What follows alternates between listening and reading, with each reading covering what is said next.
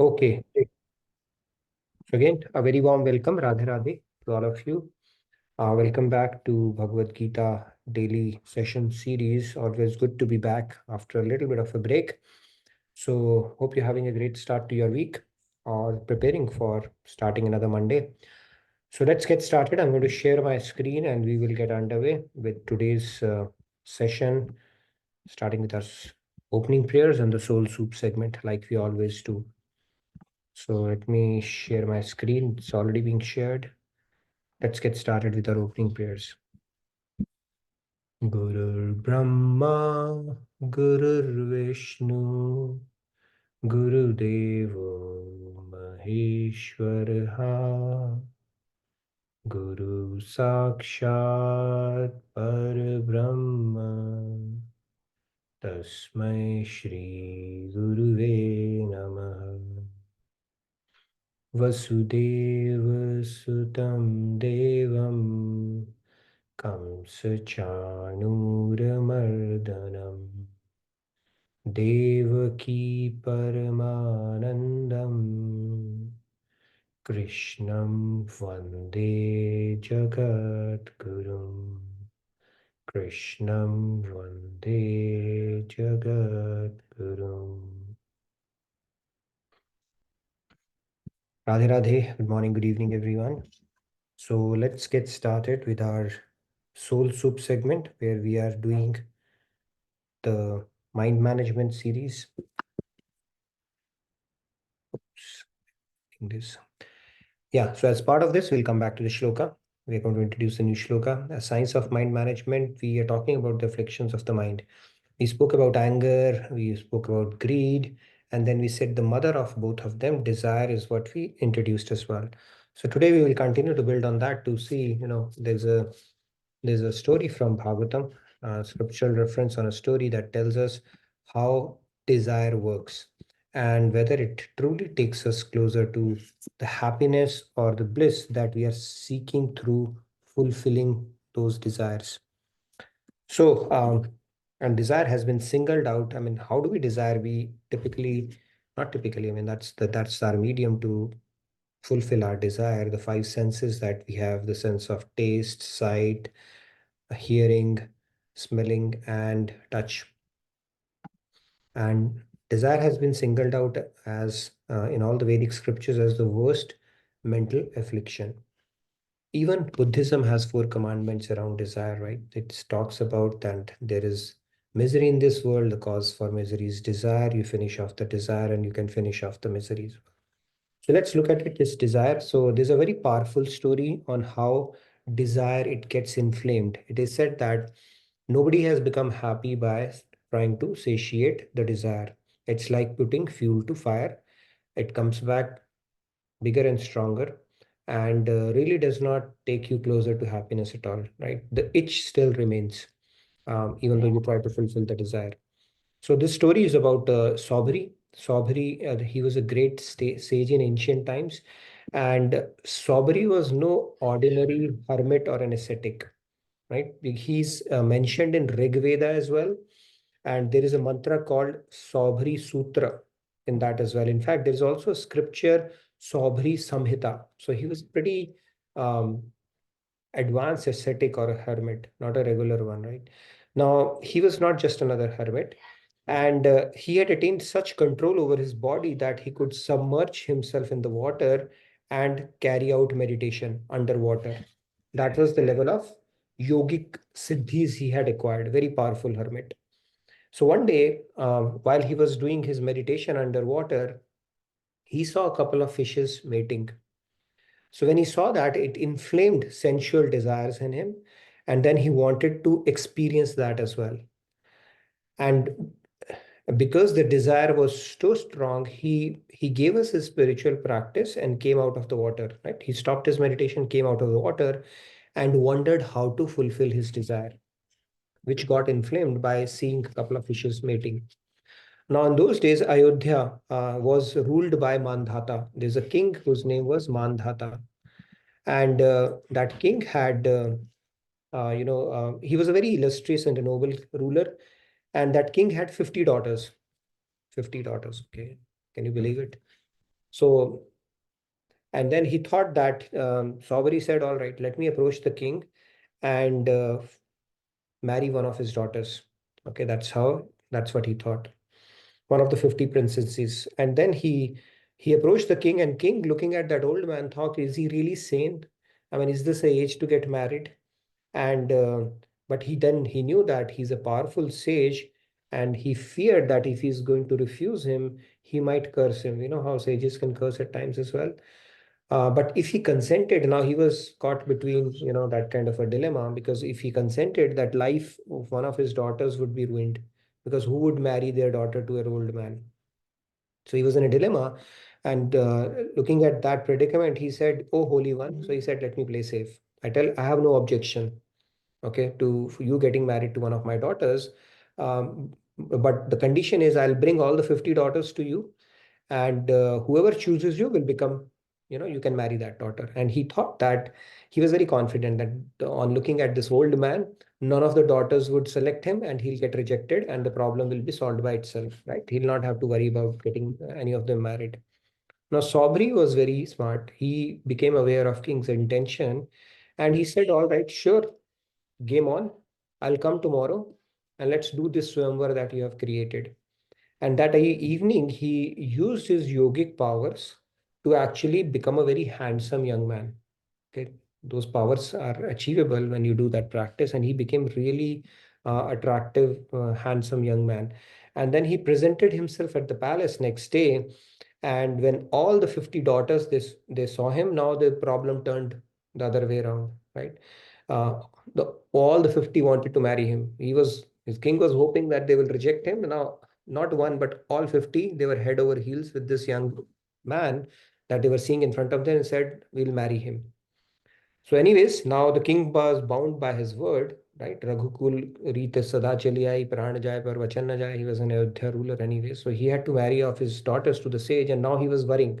I was thinking one of my daughters' life would be ruined. Now all 50 are married one man. How are they going to manage 50 wives? Now, this concern, Sobri again got that. Now, Sobri said, all right, let me use my yogic powers, and he multiplied himself into 50. And then he created 50 wives, 50 palaces, and 50 Sobris. And then continue. And then he created a lot of progeny out of them. Okay, so after, and he, in this manner, he spent thousands of years, and many children from each wife. I don't know how much, there's no count documented in the scriptures. So much so that until a tiny city was created. I don't know what that city was named, but Sobri city probably. A city was created, and he kept on creating progeny and living with those 50 wives for thousands of years, until one day he woke up. He came to his senses. I don't know what happened, and exclaimed, "Aho imam pashyata me vinasham." Okay, this is a Shri Bhagavatam 9.650 verse. He says that, "O humans, those of you who make plans to attain happiness through material acquisitions, be careful. Look at my degradation. I used to sit in Samadhi in Yamuna.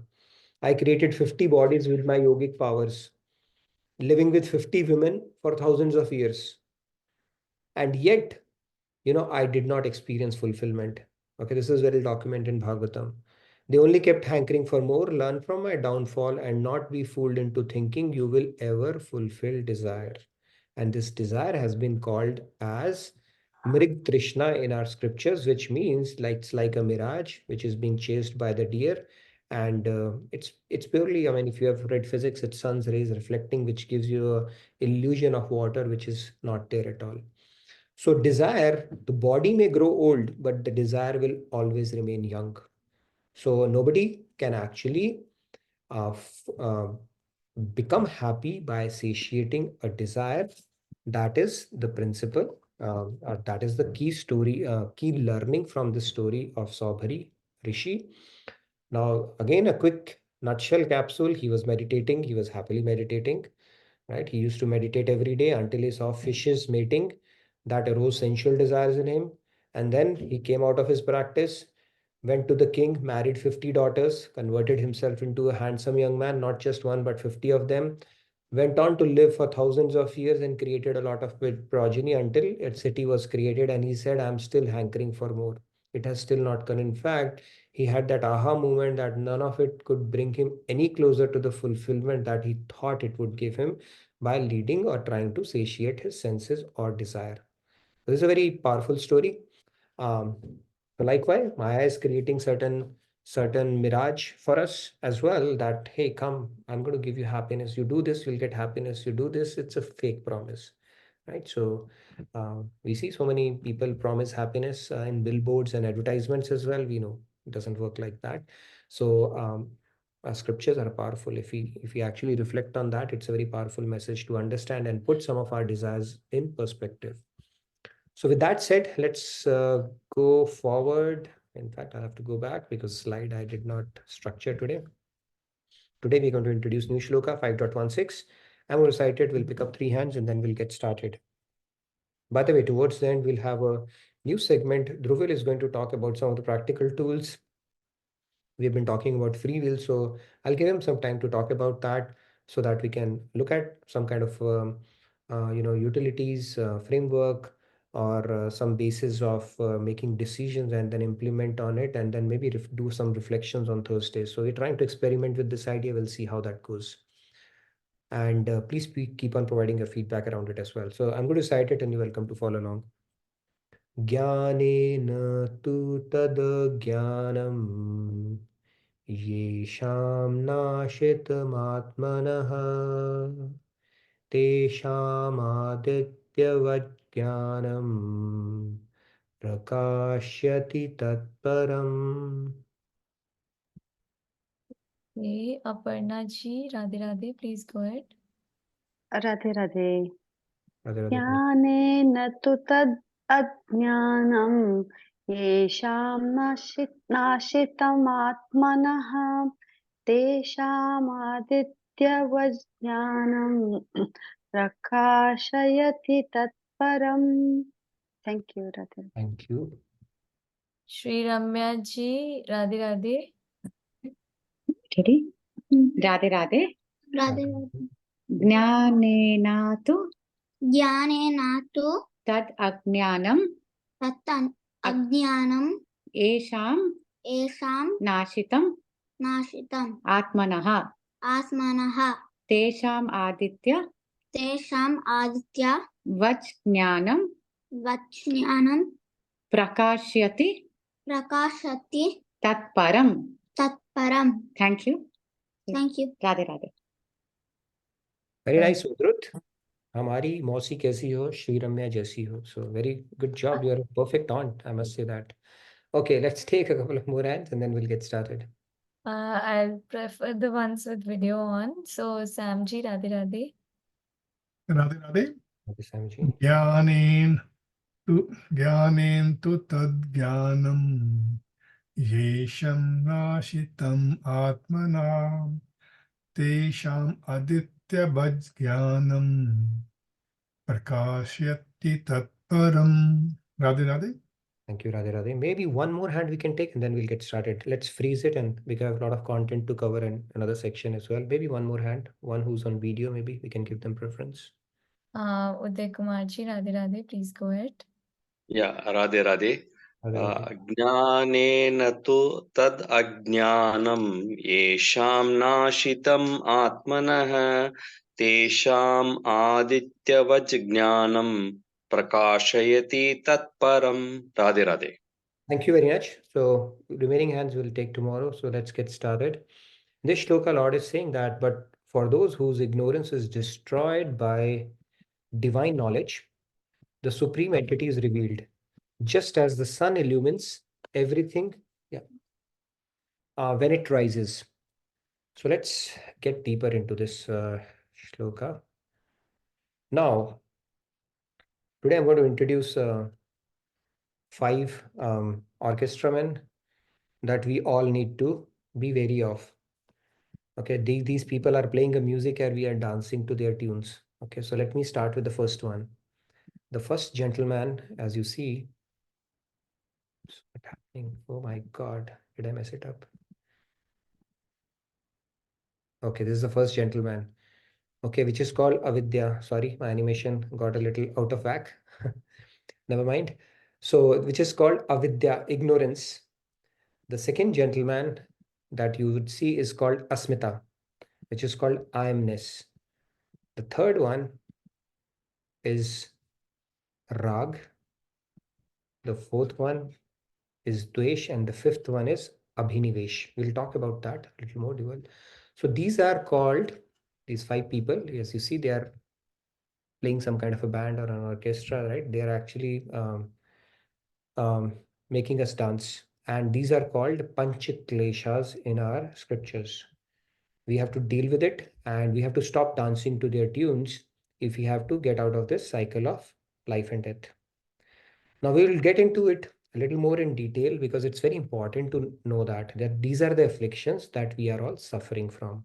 When we go to a doctor can start the therapy only when they, or the prognosis only if they know what the disease is. So first it's important to identify the ailment and then only it can be fixed. And this is an ailment we all are suffering from. Our scriptures tell us very clearly. These are called Panchaklesh. So let's go a little deeper into those because um, the reason I have brought these Panchaklesh here is because we're talking about, if you go back to the shloka here, okay, I'll not go back. It's talking about ignorance and enlightenment, right? Illumined, the intellect is illumined, and then we need to beat this ignorance. So we'll get into that today. We'll go deeper into this part of it. Now, let's start with ignorance. Okay, I don't know it. I don't know it either. This is what ignorance is. Okay, so it's the misconception of our true reality. Okay, this is where this whole game starts. Okay, and the plot keeps on thickening after this because fundamentally the foundation itself is not proper or shaky, which is the misconception of our true reality, who we truly are. The person we look at the mirror every day, no, actually that's not us. Okay.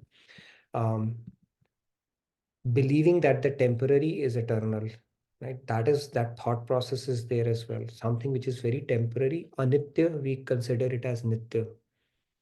We think that we keep on hoarding stuff with the belief that we're going to go on to hang on to it, cling on to it, or it's going to come to our rescue in times when things are not going well. So that is basically as if we are going to continue to live forever. We keep on postponing good things that we always want to do, that okay, let me first do this, let this happen. So that there's at the back of our mind, there's something there that I'm going to continue to exist. It doesn't hit us very hard when you say, we may have to depart, we may not even see next day. And that is one of the questions even Yaksh had asked Yudhishthir, Kim Ashcharyam, what is the most surprising thing in this world? And he said that we are seeing people dying left, right, and center, and still we think we are going to continue here. So what is temporary, we consider it as even this world for that matter, we think everything will continue to exist. Nothing. So many eras, so many generations have come and gone. The world is also temporary. The impure is the pure and pleasure to be painful. We don't know that. The impure things we consider it to be pure, which is the world, right? Even I'm taking it technically, but even the sattvic deeds for that matter are impure, strictly speaking. Pleasure to be painful, it confused me as well. Why did I write that, or where did I pick it from? So pleasure to be painful, okay, maybe. So basically the pleasures that we go after, they are painful for us and we don't understand. We think they are pleasurable, but eventually they turn out to be painful. That is the whole idea. And the false and distorted representation of reality is the primary klesha. So this is the distorted representation and the false representation. What we see around our intellect actually creates that mirage or hallucination that we spoke about, and it's an inverted image, right? If you think about this world, it's a poor inverted reflected image of how spiritual realm is, and we consider it itself to be very fascinating because it's a distorted reality and still we are infatuated with it. So because of this, now this is the primary klesha. There is something called primary and then something called secondary, right? This is the primary one because through this, the other four things emanate. The other four that we spoke about, Asmita, Rag, Dvesh, and Abhinivesh, they are all born out of ignorance. If ignorance is dispelled, the secondary things will also get dispelled. So this journey of spirituality is only step by step, systematically, incrementally remove that cloud of ignorance that is covering our intellect right now. The shloka is talking about that ignorance only here. Because of this ignorance, these four defects, these four additional defects are introduced. Let's go a little bit more on that. Okay. Now, even in Vedanta Sutra, right, when Vedvyas, he wrote Vedanta Sutra, the very first, not the very first, but in one of them, he has mentioned that Ajnana mevasya mool karanam. That means ignorance is the root cause of all the afflictions. If we have proper knowledge, none of the afflictions can actually trouble us. It all starts with improper knowledge, incorrect understanding. So it's like this: if let's say you are walking in the dark and you see something, slithering, or you feel something on your feet, you can mistake a rope for a snake. Why? Because ignorance. You don't have the perfect, you don't have that light to discriminate that a rope from a snake. That can happen too. Or if you're suffering from a disease and the remedy might be right next to you, but if you're not aware of it, there's a guy who goes to a hospital to a doctor for a checkup, and then while he's waiting for the doctor, he's having severe stomach ache. So he's waiting for the doctor to come, and doctor comes back after 30 minutes. And when he looks at him, he opens the door right next to him, gets the medicine out, gives it to him, and immediately his pain subsides. Now, why, if he had known it, he could have simply pulled it out himself and taken it and cured himself, right? Or at least absolved himself of the pain that he had to endure for 30 minutes. Why didn't he do that? Ignorance. He didn't know that at that point, right? He had to get somebody who told him and then gave him, and then he took that. So ignorance actually introduces other defects, and let's talk a little bit more about that. Okay, this is where asmita, I amness. So this is the false projection of our own self, right? So projection is like, okay, who am I? Right? Is this the person I look at it the screen? And then the false projection translates into ego as well. As we know, it's very subtle, but it's there. False projections such as name, who am I? We identify ourselves with our name. A name can change. Does it mean you would change? No, we know that. Gender, I'm male, I'm female. That gender becomes synonymous with our identity as well. Technically, soul has no gender. I mean, you could be male in this and female in next, and vice versa, and all that can change as well, right? And then designations, the different designations that we carry in our life. I'm a doctor, I'm an engineer, I'm a lawyer, I'm a project manager, I'm this and that, right? So designation is also a false projection of ourselves. Then what? Nationality, I'm from so and so country, I'm a Bharati, I'm a US, and all that stuff. That can also change. What if you change your passport? Does it change your identity? It doesn't. The tradition that you follow, right? I'm a Christian, I'm a Hindu, I'm a Muslim. That is also something that you did not choose. When you were born, did you choose that? No, somebody told you and you ended up inheriting it. And that can change as well. Does that change your identity? It doesn't change your identity at all. And those kind of things. Belief system, I'm a Marxist, I'm a communist, I'm a Republican, I'm a Democrat, I'm a BJP follower, and I'm a congressman, and all that stuff. Belief system also, if you change that, that doesn't change your identity. Caste, creed, etc. Right? I'm a rich man, I'm a poor man, I'm a Kshatriya, I'm a Brahmin. These designations, they don't carry any meaning at all, right? And this asmita, I amness, which we falsely associate with it is born out of ignorance again. Right? We see so many atrocities are performed based on caste, creed, nationality, belief system, and all that stuff. Where is it stemming from? It's stemming from the second defect that is introduced because of our ignorance. In fact, we are so we consider ourselves so synonymous with this body or our identity, that it is said that when we shed our gross body, that means when Mr. Yamaraj comes and pulls us out of this body, which is technically called death. So, like umbilical cord, when a person is born, there's an umbilical cord, right? Mother keeps on feeding through the umbilical cord, and it's a miraculous system that God has designed. How, kid has to only sleep, and everything is provided for through the umbilical cord. Mother just eats the food, and everything is taken care of. Similar to umbilical cord, there is something called an astral cord, and that astral cord is cut. Yamaraj comes and cuts that astral cord, which binds the soul to this gross body. Okay. Now, when the astral cord is cut, it takes few days for the soul to let it sink in that this body that I am seeing in front of me, which I used to look at mirror every day and think of it as my own self, is not me.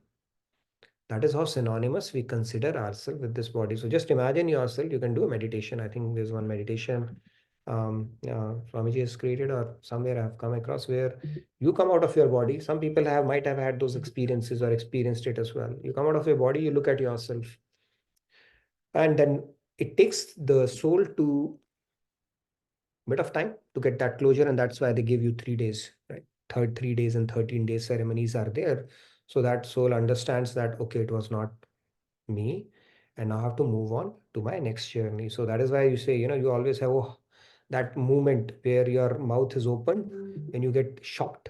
Okay, this was the reality. Spirituality or reading Bhagavad Gita is needed so that at that time our soul is not saying, "Ah, this was the reality. Again, I did that. Next time I'm going to complete this journey." So that shock element will be minimized or taken away if we utilize our human life and continue to progress spiritually.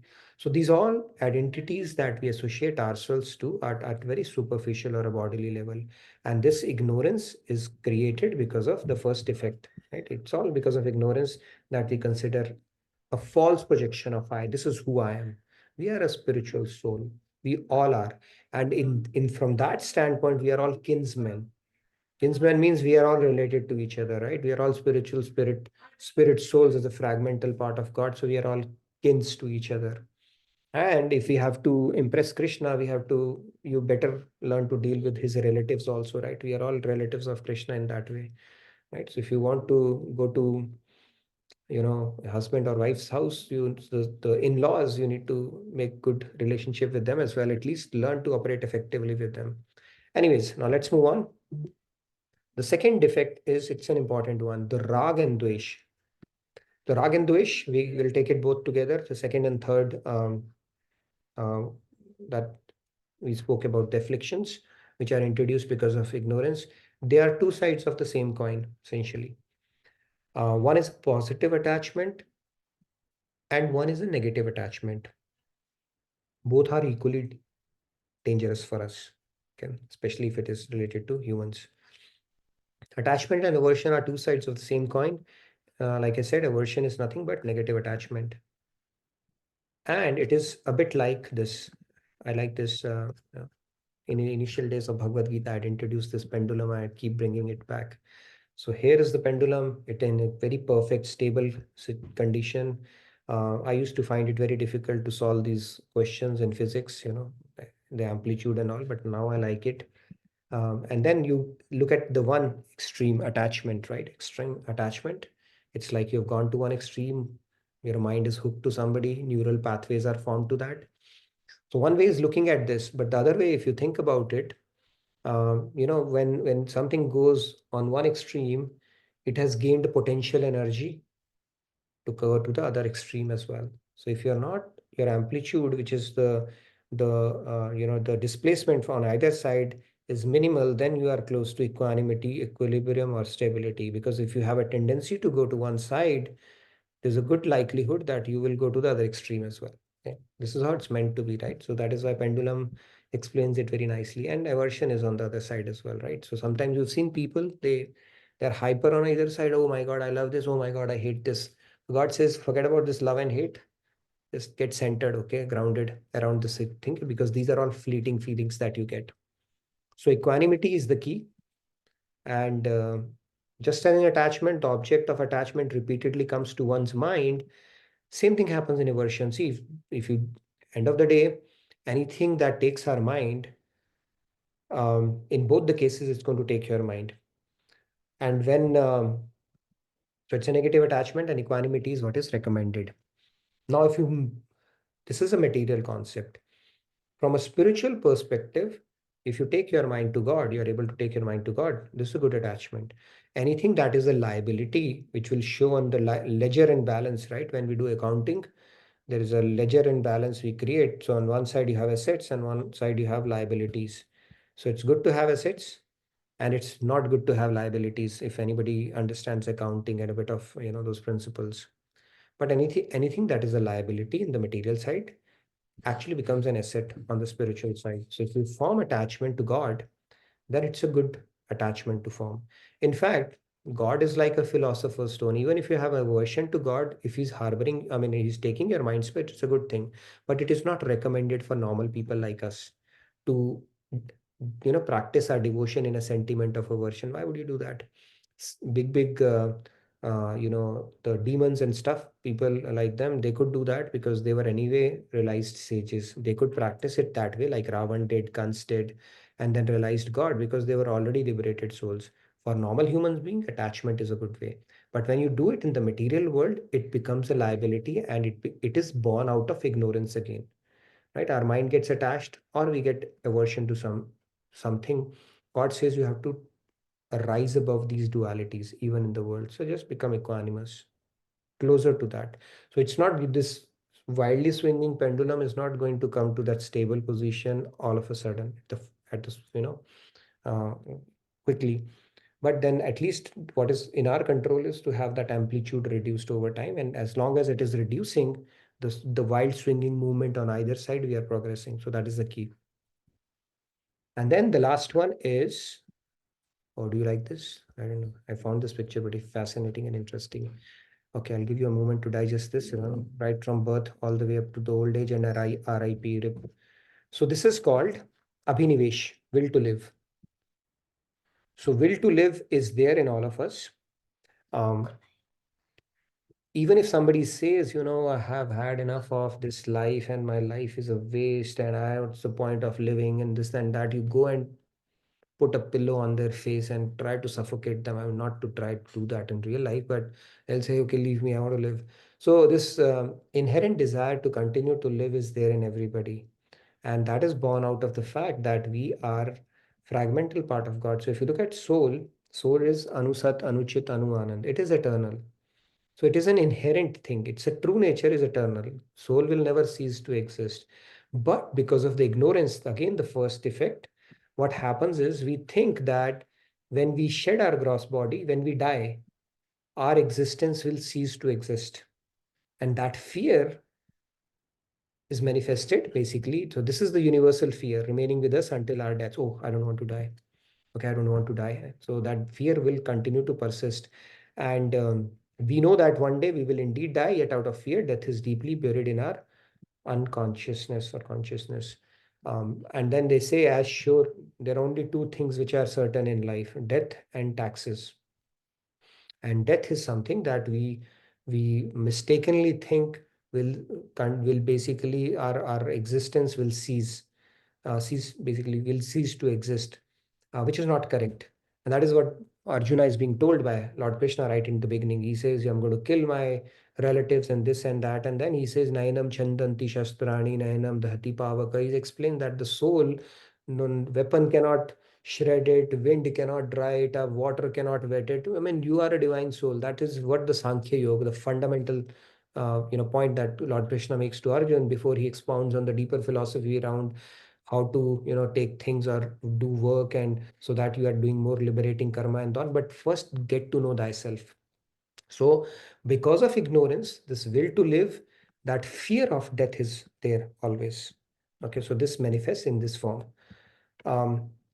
And this fear is also something that is very inherent. They say, right, after death, the second biggest fear is public speaking.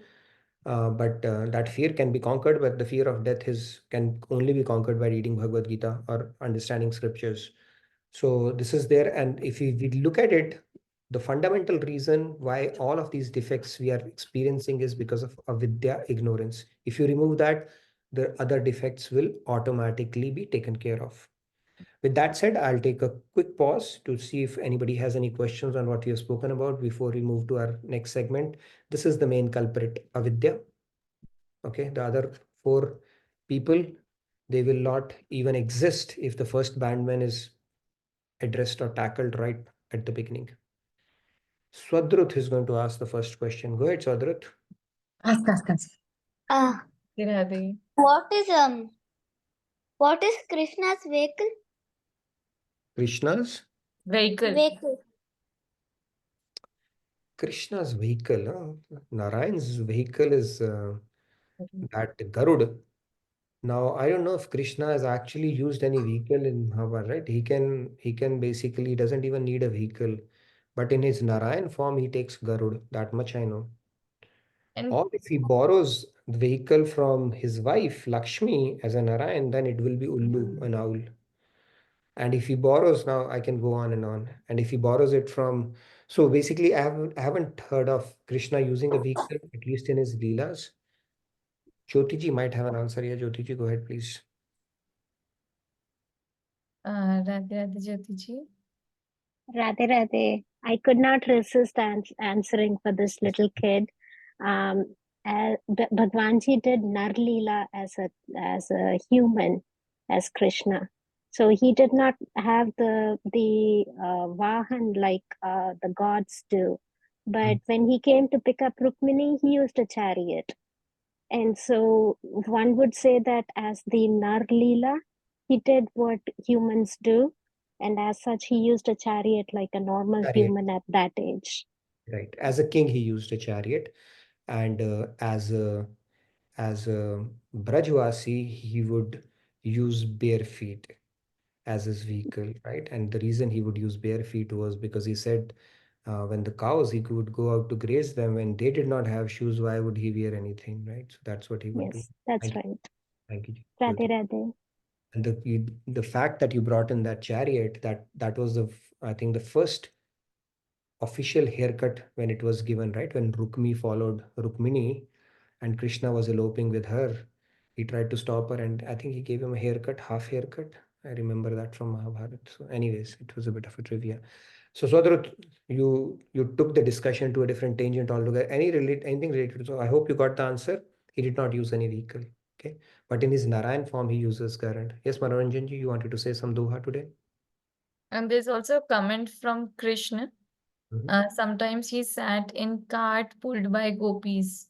I think Part Rath is Yatra. Rath Yatra. Yeah, that became Rath Yatra. So he has used different vehicles throughout that Leela. But yeah, let's get back to the topic. Anything related to these Panch Klesh that we are talking about? There is a question from Mhm. Manisha ji. Sure. How to instantly shift or boost ourselves while not able to control your mood swings and want to be only and only with Krishna. And whenever we get busy in material world, kind of have feeling of guilt and that feeling of being away from him. I'm not able to put it in words exactly, but it does happen many times. Don't know how to handle this kind of restlessness. So when we forget Krishna and get busy in world, Mm-hmm.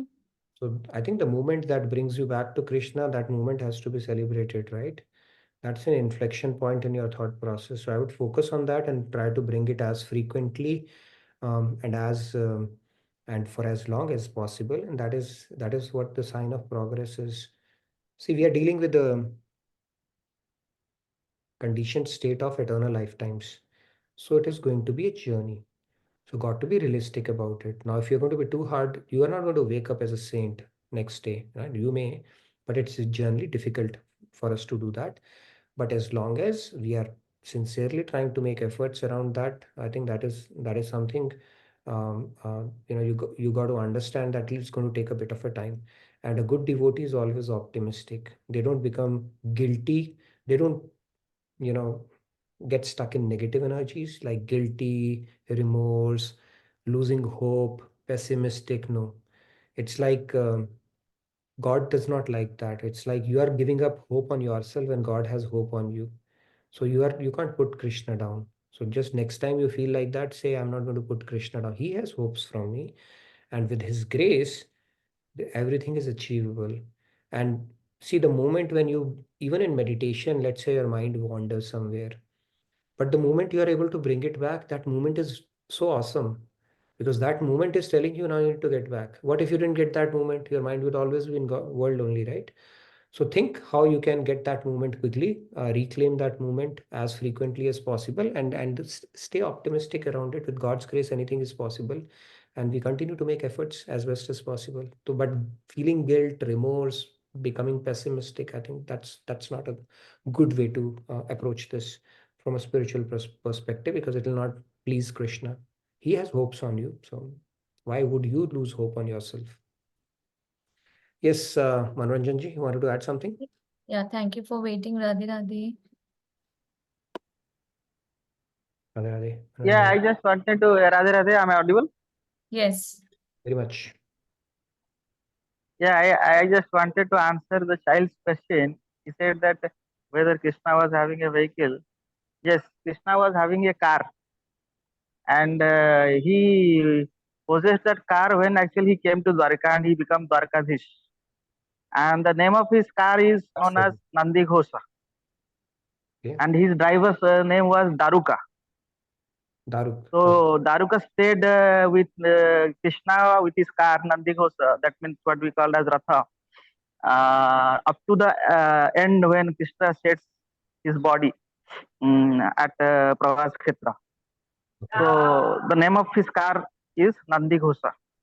And name of Balramji's car is known as Taladhwaj. And the name of the car of Subhadra is Darpadalana.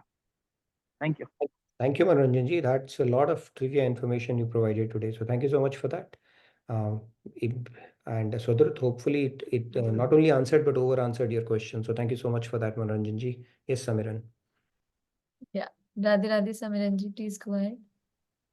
Yeah, Radhe Radhe, really happy to get the answers from Manoranjanji. Probably I could understand because he might be coming from Odisha. He knows so much details. But my question is, as a part of Leela, we all have the negative. We have the Leelas have all the negative part like Duryodhan, Shakuni, and Ravana, and all. We have known that. But as you said that they were all liberated souls. Is No, it so that no. Liberated souls are those Ravana was? whom God chooses to kill through his own hands. Okay, not everybody he will touch just like that. Not everybody. Yes, Ravan was. Uh, Ravan, so, Kumbhakarna, they were Jai Vijay. So some of the demons that God kills, they're already liberated or they're part of his Nitya Leela. so as a part of his Leela, it was like all the deeds that he did, that they did, it was coming from avidya that God has only decided for them. They take on, yeah, some people, they take on that Leela, and they are not subject to these laws. They are already liberated souls. So if you look at Ravan and Kumbhakarna, they were Jai Vijay. They were Jai Vijay, the Varpals of Narayan himself. And then when this Sanat Sanandan, they came to meet him, Brahmaji's son, they stopped them, and when they stopped them, he cursed them. When saints curse, they are blessing in disguise. So they cursed them that you know uh, for basically that they have to go to Mrityu Lok. Now they were given two options: either to go as saints for 7 lifetimes or as demons for 3 lifetimes. So they said, who will go to Earth for 7 lifetimes, Mrityu Lok, with so many problems, global warming and nuclear war and stuff like that. Let's go for as demons for 3 lifetimes only. So those people are different people, when whom God chooses to slay through his own hands. They are not regular people. They are already liberated. So it's like when somebody has to fight God, they have to be, realized people only. Regular people cannot fight God or cannot even give him some proper competition at all. So yes, not Duryodhan, Shakuni and all, but yeah, I'm talking about some of the really powerful demons that participate in God's leelas and come as a villain, because God needs to have a worthy opponent too, right? If Amitabh Bachchan has to fight somebody, it cannot be somebody like Raghubir Yadav. He has to be Amrish Puri or something like that. It should look also right like that, so that people can enjoy that act. So similarly, they do the same kind of an act. Yeah. Because in some of the things it was mentioned that Shakuni after his death he went to Swarglok. I don't know, right Swarglok or is not. different because anybody who dies on the battlefield, Veergati, they go to Swarg. Swarg is not Golok, right? They will again come back and become part of 8.4 million only. Yeah. So they were not liberated souls. Yeah. Okay, maybe one more question before I want to give at least 5 minutes to Dhruv. He is ready and excited and a bit nervous too. So let's give him some time. Aparna ji, you wanted to ask something? And they just read. Yeah, I think we have time. So let's take all three. Yes, Aparna ji, please go ahead. Sure. Radhe Radhe Ji. I was thinking about this avidya. I know everything stems from ignorance, but the example of the patient who was waiting in the doctor's office and he who had stomachache, he didn't know that the medicine was there. But in the material world, one single person cannot have all the knowledge, correct? I mean, we are supposed to collectively have skills in the society. Somebody is a doctor, somebody is this thing. But when we call ourselves ignorant, are you saying that in like we may not know the ultimate truth, that Here, what we are learning from Swamiji, like we are the soul, all these things, are we talking about that? Because in the material world, not everybody can know everything. true. So we are not expected to ace a subject. Even in material world, we cannot ace that. Right? Material world itself is infinite. The ignorance that I'm talking about is what is needed for us to progress spiritually. And it is going to be a journey. Ultimately, yes, knowing God. Where until we have known God, we are still ignorant. There is something still left to be known, right? Only after God realization, there is absolutely nothing left to be known. That is what we are talking about. And that is the process we have undertaken, right? As part of investing on ourselves on the spiritual journey. So that ignorance is getting removed layer by layer by layer. So at least we are on that journey right now. But until we have realized God, will continue to be ignorant. We will continue to be under Maya. We will continue to be Maya Dhin. Until Maya Dhish gives us the grace and makes us like him, we will continue to be ignorant. That is the whole idea. Strictly speaking, even Jnani is ignorant because they have not realized God in his true glory. So their ignorance it as it, it's like the ignorance also has varying degrees, right? So yes, so from that sense, we are ignorant. And we will talk about how do we start removing ignorance. That is going to be a topic in the coming sessions. So stay tuned on that, and I think it will make more sense what you asked there. Thank you for asking that. Let's move on to the next hand. Go ahead, Sandhya. Sorry, there's a question in the chat from Prachi ji. How do we take spiritual decisions that have material source and outcome? For example, if someone is forcing us to take decisions that we don't want to take. Tell them will not take your decision. Okay, I'll take my own decision. I don't know. I mean, it's how do we force it? That we need to have God has given us free will, right, for a reason. Plus, if there is something you are not sure about it, then there are, I mean, at least in early part of my life's decisions were taken by my parents that he should be like this or he should study this.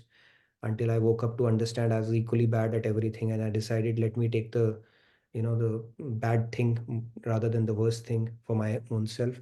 But yeah, I mean, decision making is a part of our life, right? So if you are now at a stage where I think there was in the cash up segment that framework was provided, how do you make a decision? We look at what is God and Guru's word. Is it in alignment with that higher principle? We apply Shreyas Prayas principle. Is it something which is good for me in short run or in long run?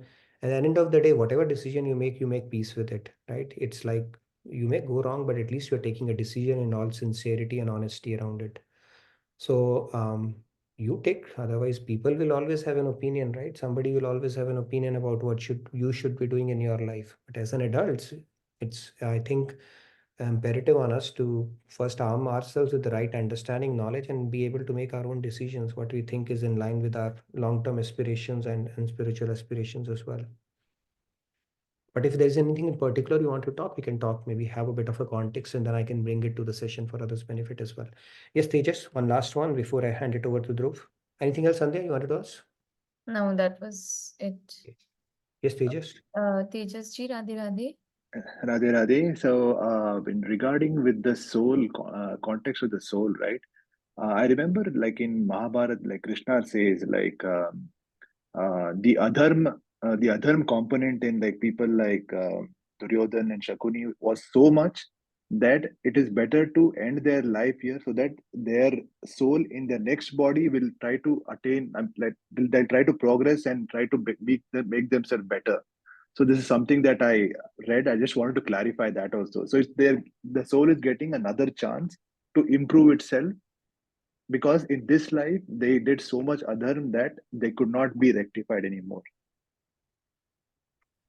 Yeah, so every soul is on a journey in that sense, right? So I don't know in what context So would the context is, so there is a higher intellect that is deciding whether, this is, yeah, the bucket is full and this is, it cannot improve more than this in this lifetime, and it has to transgress to another body and poss- continue to improve. Yeah. possibly God is a decision maker around that, and that is why I say there is something called prarabdha for each individual, and then there is something called honi also. Honi means God's will, and in fact, it is said that Mahabharata had to take place because the amount of adharma that was prevailing around that time was so, the cup was so full that it Yeah. required some kind of a resurrection or nirman or ground up approach. Jarasandh, Shishupal, you name it, all Shishupal, kind yes. of Yeah. them, Bakasur, this sur, that sur, everybody was there at that time. So it's like too many people, and God said, okay, let me just do a Press the reconstruct reset button and then, reset yeah. button, some kind of a, so that but yeah, I mean, God, he's the master orchestrator around these things, so he thought that is appropriate for soul's journey as well. So quite possible. Yeah. Thank you for bringing that Okay. up. Yeah. Okay, Thanks, Radhe Radhe. thank you, Tejas. Now let me share my screen. Dhruv, I'll let you talk for a little bit, maybe another 5 minutes or so. Talk about what you have to share with the team, and then I will talk a little bit about that as well as to why, and then I will let Dhruv talk about it. So Dhruv, what I'm going to do is I'm going to bring out the goal, and then as you, okay, let me put it out everything for you. Okay, if you are not comfortable with animations right now, so go ahead, please. All yours. Thanks, Nitinji. Radhe Radhe. So, last week I think we discussed Bhagavad Gita chapter 5, shloka 15. I think Nitinji put together some very deep slides, and a lot of it was around free will. So, what we're trying to do over here is trying to provide a sort of practical tool or a framework for that. And if we think about it, like with our free will, the goal really is how can we align our free will to align with that of Sri Krishna, right? And how do we restrict our natural tendencies and adopt what would be our spiritual tendencies? So if we break free will down a little bit more, uh, Shri Krishna has empowered us with free will along two dimensions, right? So internally and externally. Internally we have thoughts, intentions, and feelings, and externally we have our actions. And so now with this sort of breakdown, we can try to come up with a framework. This is one way to do it. I think there are a lot of ways to do it, I'm pretty sure. It's just an attempt at trying to make this practical. So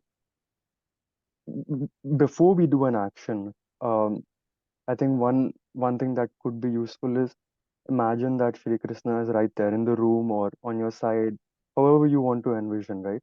Imagine that he is over there.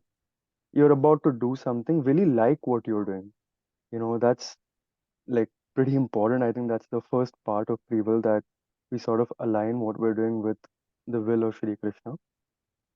And then we should think about why we are doing it. Like, are we doing it for ourselves? Who are we doing it for? So let's say you are at work, right? And most of us are part of some sort of a team. Maybe we're serving some customer, right? So are we doing it for ourselves? Are we doing it for our team? Are we doing it for the customer at the end of the day? I think one way to put it would be that our duty is to serve the customer. So that would be better. And it's better to serve the team than to serve ourselves. And I think the ultimate sort of way to think about the action before we do it would be, are we doing it like as a sacrifice or yagya to Sri Krishna? And I think there's a lot more nuance that goes into that. I thought the Radha Krishna Bhakti app had like a really good insight into how to do things as a yagya, but w- one of the ways to do it would be to offer the results or the fruits of our action to Shri Krishna. Then when we move into doing the action itself, I think we need to realize two things. I think this goes back a little bit into sort of who the doer really is. So we should realize in one way that we are the soul. So we are sort of making the decision, but the energy, like all the capability to do the action itself, is coming from Shri Krishna. So I've color coded a little bit over here. Green is basically what we should ideally do, and red is what we should not do. And the last part is after we do an action. So if the result goes our way, ideally we should not sort of feel that sort of pride or sense of doership, or we should not be trying to take the credit for it, because in reality we only took a decision. We didn't really do much ourselves. Everything was given to us by Shri Krishna. And if the result did not go our way, if we blame him, then we're also not realizing that the result is firstly not in our hand.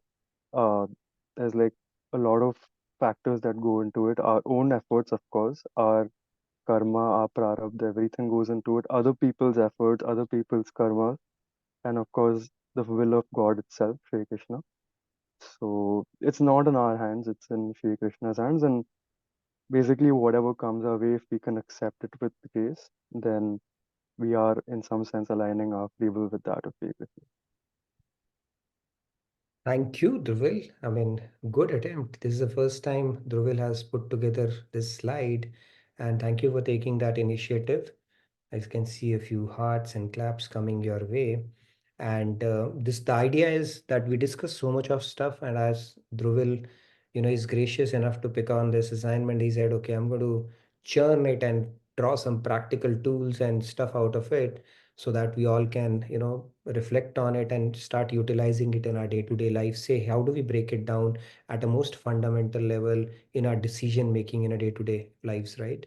And start deriving benefits out of it. Now, the idea is we will introduce it every Sunday, and then would give you an opportunity to reflect and see, hey, we were able to practice some of these principles in these situations, reflect on it and bring it out. Maybe put it in the feedback tracker. I can bring it out every Thursday.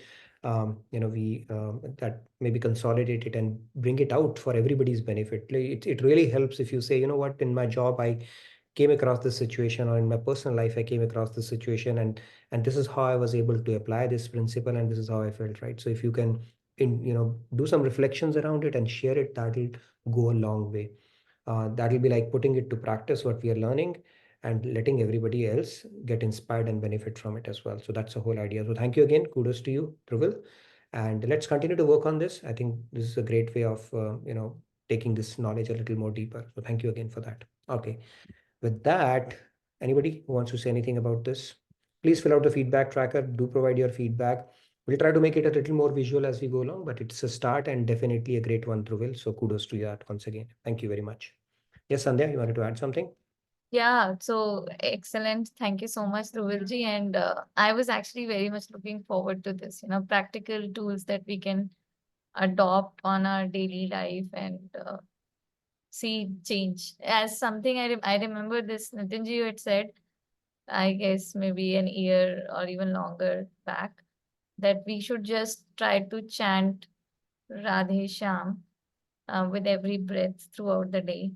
And yeah, I think we took up a challenge of, I don't know, 10 days or something. I don't remember how many, but 10 days.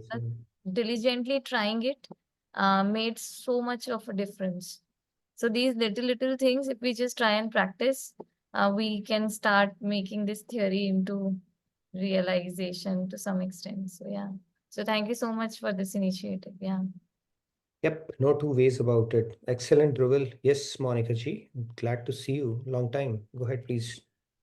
Just an hour, Nitinji. Radhe, Radhe. Go ahead. So, no, the same thing what Sandhya said. I just wanted to reiterate the same thing and thank Dhruv for doing this, because it's like we hear news and we, hear every now and then that this person died, that person died, so many people are dying. But we don't realize that one day we'll also die. That realization is not there, right? So otherwise, we would be doing much more than sadhana, what we do right now. So, but then these tools will definitely help. It's sort of reiteration of what we hear in Bhagavad Gita and then try and, use it. But then if we have a tool, something like this, which is so handy and spoken about, so I think that'll definitely help. So thank you for doing this. Great. Thank you, Dhruval.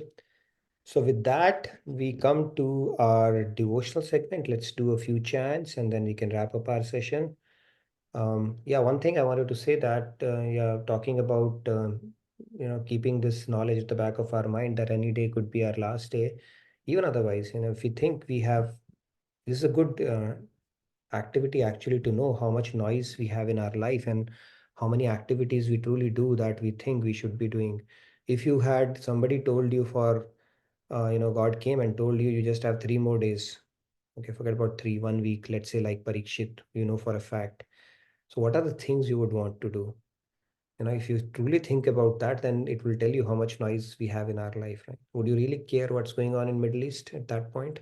Or would you really care what is IPL score going on? They'll cut out a lot of stuff actually and really focus on things that you would want to prioritize at that point. So it could be a drill we could do occasionally just to drive home that point. Okay, now let's get to our chanting. So I let's take just got a thought that like while we are practicing this, what Dhruvalji presented, we can also put in our experiences at the community portal like we used to do earlier, because everybody can read it, get inspired, and this stays forever, right? So that might be a community portal. If you can put out the link there, I would encourage people to do that. Maybe we can create a thread. Dhruval, you can create a thread and let's see how response get. I would encourage you to put in community portal as well as if feedback tracker, either way. That way we can at least bring it to the session. Community portal will be even better because it's there forever. And if you have an active thread around it, nothing like it, right? It becomes a resource, kind of a resource for everybody as well. Okay, good. Okay, let's take a few hands and then do our chanting for the day. okay. I'll get started. Yes.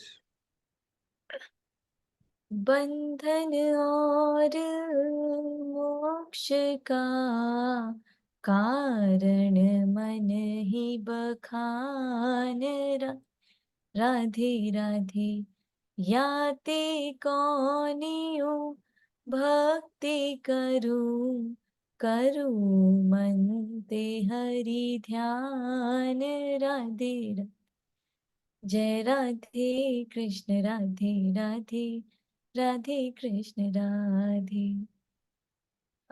The mind alone is the cause of bondage and liberation. Therefore, the absorption of mind is necessary in whatever form of devotion one practices. Very nice. And we are doing a mind management series as well. So it's a good one for that. Okay, let's take a couple of hands. I see two more. Aparna ji, Radhe Radhe, please go ahead. Okay, Aparna ji. Radhe Radhe.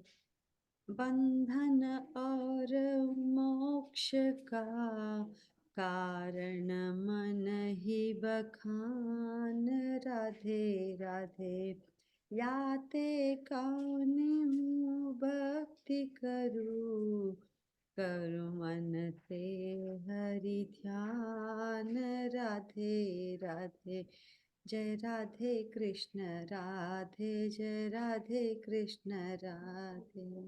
Thank you. Thank you, Aparna ji. Very nice. Shri Ramya, go ahead, please. बंधन और मोक्ष का कारण मन ही बखान राधे राधे याते कौनियो भक्ति करू करु मन ते हरि ध्यान राधे राधे जय Radhe Krishna Radhe Radhe Radhe Krishna Radhe. Thank you. Very nice. Maybe one more hand we can take. By the way, we'll continue on this journey of how to remove ignorance and the punch klesh we spoke about today. Then we'll talk about how do we punch these klesh. Okay, yes, maybe. One more hand. So, video preference, Rupa ji, Radhe Radhe, please go ahead.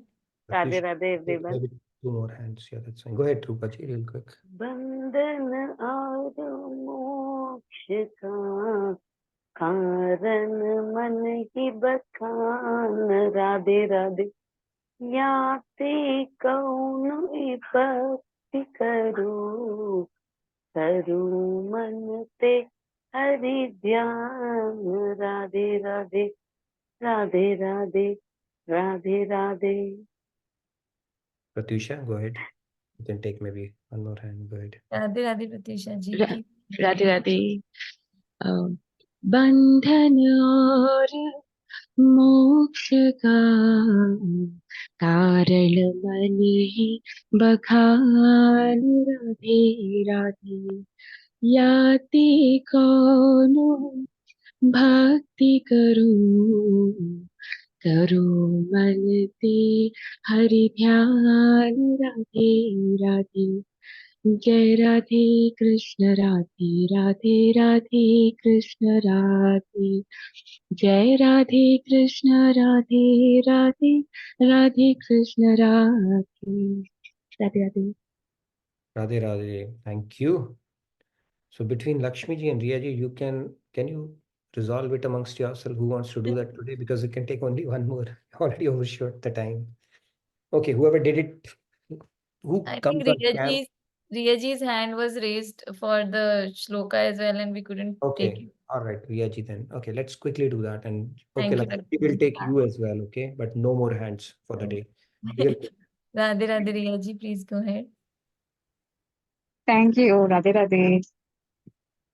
बंधन और मोक्ष का कारण मन ही बखान राधे राधे या ते कौन भक्ति करूं करु मन ते हरि ध्यान राधे राधे जय Radhe Krishna Radhe Radhe Radhe Krishna Radhe thank Thank you. you, Radhe Radhe.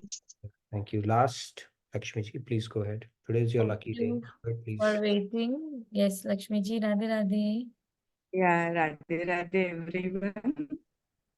बंधन और मोक्ष का कारण मन ही बकान राधे राधे या ते कोनी भक्ति करो करो मन ते हरि ध्यान राधे राधे जय राधे कृष्ण राधे राधे जय राधे कृष्ण राधे Thank you.